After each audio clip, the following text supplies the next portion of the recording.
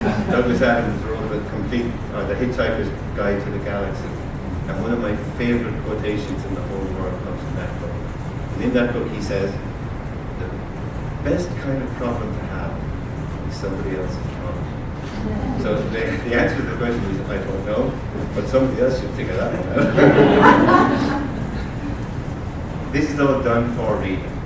But I think it is a good point. It would be really interesting to figure out, is the language appropriate? Is the expected language appropriate? I have a very strong feeling that the answer is going to be no. What's really interesting about all of this is that the FCE, which is supposed to be at B2, comes in down there. So in other words, an FCE test, even the most difficult reading text that you're likely to find in the test, isn't enough to predict your ability to read in any material, not any. So essentially, it's too low. Actually, you need the next level up, C1 is where they really need to be. And that's one of the points that I was making in the abstract when I wrote this. Exam boards are looking at these levels, and they're saying my test is B1, or my test is B2, whatever. They're all different. They mean a different thing. So it's a friend of mine wrote a paper some years back called "Is My Mojito Your Mojito?" He happens to fancy himself as the greatest maker of mojitos on the planet. So when he was actually looking at the interpretation of levels by different exam boards, and he again showed very clearly that people are interpreting it in different ways, and it's a problem. That's a huge problem. So academic reading.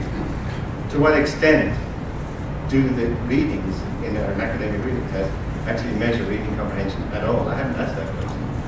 So what kind of questions are in there? I've already made a little complaint about the Pearson test being a series of closed tests. Do closed tests measure reading?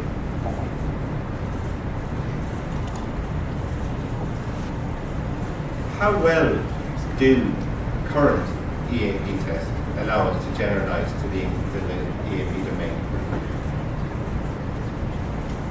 And then finally, a really important question, is measurement more important than content?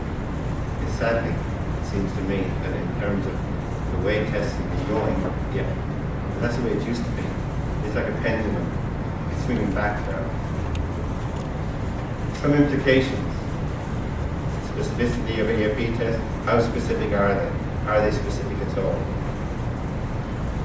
How predictively, well do they work predictively?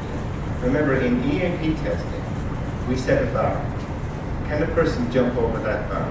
So what's the most important aspect of validity? Predictability.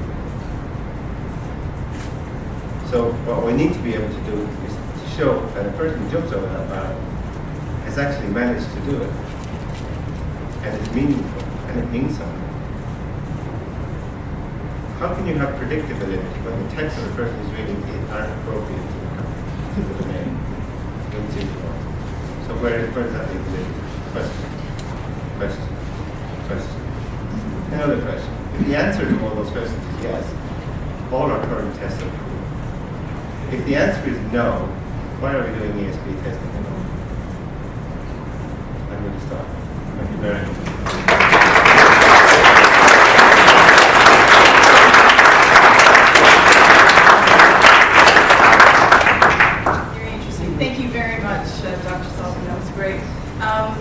Barry will be around for the rest of the day, and as he said, he's very willing to take your questions, and we'll have other chats with him about any questions that might have arisen in your mind. For the next 30 minutes, so until 10:40, we're going to have a 30-minute break. So please feel free to have some refreshments, peruse our resources path, and relax. And we're going to come back at 10:40 and start our